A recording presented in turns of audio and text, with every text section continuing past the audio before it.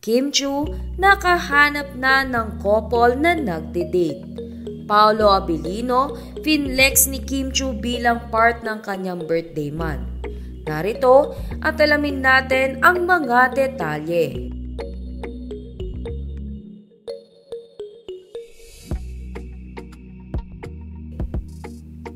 Matapos mabunot kanina si Kim sa random act of kindness na maghanap ng magjowang nagde-date, ay agad na nilibot ni Kim Chu ang isang lugar.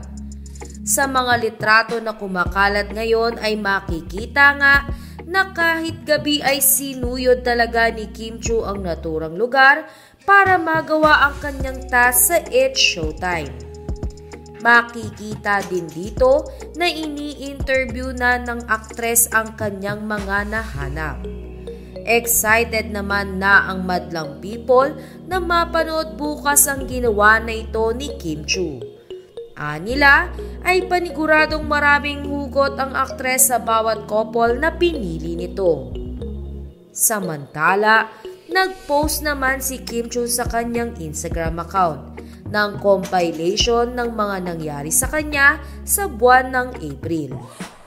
Agad naman na napansin ng Kim Pao fans ang solo picture ni na Paolo Abilino at Kim Chu noong nagpa-dinner ang aktor sa lahat ng cast ng What's Wrong with Secretary Kim.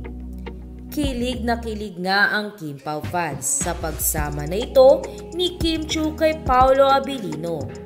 Anila ay malaking parte talaga ang aktor sa araw-araw na ganap ni Kim Chu, mapa on-cam man o off-cam.